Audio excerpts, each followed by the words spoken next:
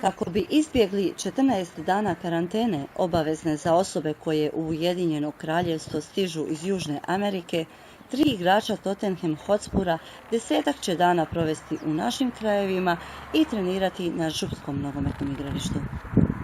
Naime, za ulazak u Hrvatsku bio im je dovoljan samo negativan test na koronavirus, pa su u Tottenhamu odlučili da će argentinski reprezentativci Cristian Romero i Giovanni Lo Celso te reprezentativac Kolumbije Davinson Sanchez biti smješteni u jednom od hotela u okolici Dubrovnika, a trenirati upravo na igralištu u Čibači.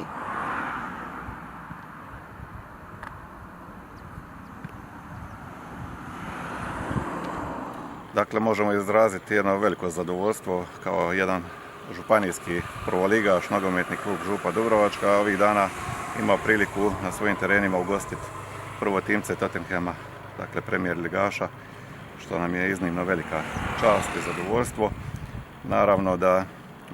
ono što svih ovih godina kad sam na čelu nogometnog kluba zagovaram jest da moramo razvijati infrastrukturu, jer upravo potencijal koji ovaj kraj ima,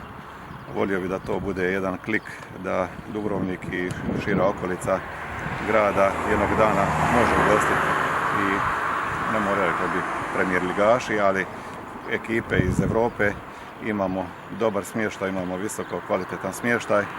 i naravno da bi ovakva infrastruktura sportska bila jedna nadgradnja gdje bi mogli i one, ajmo reći, van sezonske mjesece ugostiti i kvalitetno razvijati turizam i u tom segmentu. Eto, mogu izraziti samo jedno veliko zadovoljstvo što su oni tu kod nas. Zadovoljni su s uvjetima, mada mi znamo da su ti uvjeti daleko od idealnih, ali evo, trudimo se, nadamo se da će u budućnosti to biti znatno bolje.